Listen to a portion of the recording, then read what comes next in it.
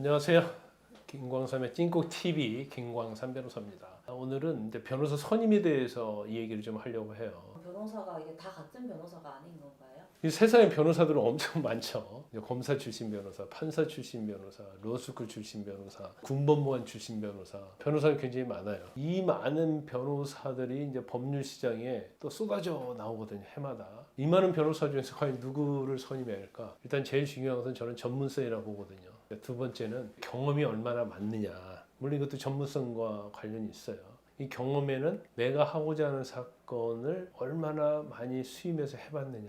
이런 부분이 굉장히 중요하죠. 변호사를 또 유형으로 나눠보자면 어떻게 나눠주시나요? 저는 뭐 현직이냐 아니냐, 뭐 사시 출신이냐 로스쿨 출신이냐 그렇게 나누지 않아요. 일단 변호사를 저는 네 부류로 나누는데, 실력은 있지만 성실하지 않는 변호사. 기록도 열심히 보고 증거도 수집하고 해야 하는데 성실하지 않아요. 그러면 실력 있는 게 아무 필요가 없겠죠. 그래서 이런 변호사는 선임하면 안 되는 거고, 그 다음에 성실하지만 실력이 없는 변호사. 아니, 엄청나게 변론을 열심히 해요. 근데 남의 다리만 긁는 거예요. 열심히 하는 효과가 전혀 없어요. 오히려 너무 열심히 하다 보니까 의뢰인에게 불리한 주장을 하게 되고 불리한 걸 찾아가지고 내고 그런 경우가 생겨요. 역시 이 변호사는 불합격인 거죠. 그 다음에 가장 최악은 성실하지 않으면서도 실력이 없는 변호사예요. 그럼 이 변호사는 말할 필요가 없겠죠. 그 다음에 여러분이 가장 원하는 변호사는 실력이 있으면서도 이제 성실한 변호사, 이런 변호사를 찾아야만이 이제 만족한 결과를 얻을 수 있는 거예요. 하지만 그런 변호사를 어디 가서 찾죠? 찾기가 정말 힘들어요. 그래서 대부분 보면 지인이 소개한다랄지 또 부모님이 아는 변호사 소개받다가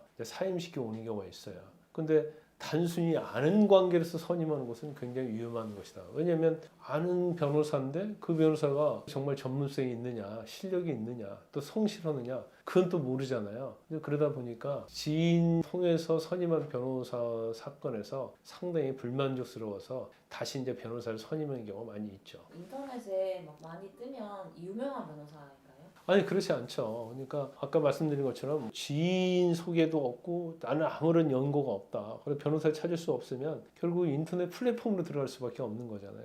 그런데 최근에 어떤 인터넷에 있어서 어떤 변호사 광고 시장이 너무너무나 경쟁이 치열해요. 그러다 보니까 파워 컨텐츠, 파워 링크 이런 것들 있잖아요. 키워드 광고라고 하는데 1순위, 2순위를 하려고 하면 광고비가 엄청나게 많이 들죠. 결과적으로 그런데 많이 쏟아붓는 법무법인, 변호사가 가장 상단에 나올 수밖에 없어요. 그러면 거기에 1순위로 나온 변호사는 광고비에 돈을 많이 쏟아붓는 1순위 변호사지 실력이 있고 성실한 변호사라고 할 수는 없지 않겠어요? 홈페이지 같은 데 들어가서 보면 대부분이 승소사건 뭐 5천 건, 6천 건 하는데 이 승소라는 기준이 뭔지 모르겠어요. 민사로 따지면 조정, 형사로 따지면 뭐 집행유예 받았어요. 이건 유죄 판결이잖아요. 이게 승소인가요? 교통사고를 할지 성범죄 있었는데 합의하면 다 집행유예 받거든요. 그러면 이걸 승소로 볼 수 있을까요? 그리고 법무법인 같은 경우에는 변호사가 많잖아요. 그럼 변호사별로 승소율이 있는 게 아니고 이 전체를 합쳐가지고 승소 몇 건, 설사 그게 진실이다 할지라도 그걸 변호사별로 승소율을 나눌 수 없고, 내가 그 법무법인을 선임하면 과연 그 사건이 어디로 갈까? 그런 부분도 생각해 보셔야 할 부분이라고 봅니다. 승소율을 성공 사례로 홍보하는 변호사는 실력 좋다 보면 되나요?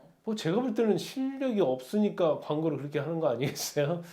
아니 99.9%짜리 승소율 있는 변호사가 어디 있어요? 그건 말이 안 되는 거죠. 그러면 살인죄로 그 사람을 선임했어요. 그런 경우에 승소율을 어떻게 따지죠? 그런 것처럼 승소율이라는 것은 사실은 의뢰인이 만족한 걸 기준으로 해야 하는데 그에 대한 객관적 기준이 없다는 거죠. 그러다 보니까 이제 너무 변호사 시장이 이제 혼탁이 되어서 정말로 아까 말씀드린 이제 실력 있고 성실한 변호사를 찾기가 너무나 어렵다. 그러면 결국 한번 변호사를 선임해보고 아니니까 이제 다른 변호사로 소위 말하는 이제 갈아타야 한다. 교체를 해야 하잖아요. 그럼 이 경비가 엄청 많이 들죠. 그래서 이제 처음에 한 번에 실력 있고 성실한 변호사를 찾아야 하는데 제 입장에서도 그건 쉽지 않아요. 그래서 저보고 이제 그런 경우가 있죠. 예를 들어서 뭐 대구에 사건이 있는데 해줄 수 있느냐? 아니 못합니다. 그러면 대구에 있는 변호사를 소개시켜달라고 한단 말이에요. 대구에 있는 변호사 아는 변호사 많죠. 하지만 소개는 못 시켜줘요. 왜냐면 그 변호사가 정말 실력 있고 성실한지는 저도 모르거든요. 물론 그 중에 실력 있는 변호사가 있죠. 하지만 그 사람이 성실한지 여부는 제가 검증이 되지 않아요. 그래서 그쪽 가서 여러 가지 평판도 들어보고 알아보고 선임하시라고 하지 저는 추천은 하지 않습니다. 나는 의뢰인들한테 이런 점을 보고 변호사를 고르라고 한다. 첫 번째는 저는 현직 출신인지 아닌지를 한번 볼 것 같아요.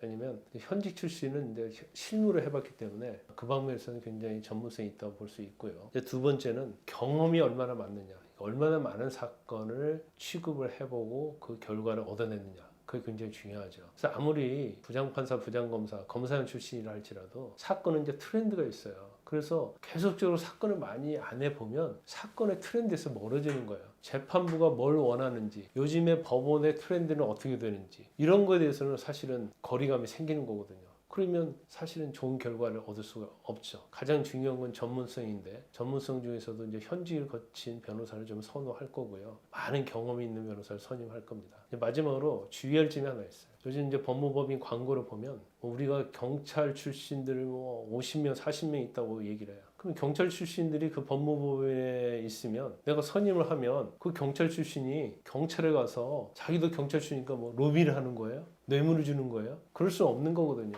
결과적으로 사건에 그렇게 영향을 미칠 수 없어요. 하지만 마치 경찰이랄지 뭐 검찰이랄지 이런 직원들을 많이 데리고 있어서 사건을 좋은 결과 얻을 수 있는 것처럼 홍보를 하는 것은 저는 이것은 의뢰인에 대한 기만이라고 봐요. 중요한 것은 자기를 담당한 변호사가 실력이 있느냐, 얼마나 정성스럽게 사건에 대해서 성의를 보여주느냐, 이것이 결과를 좌우한다고 봅니다.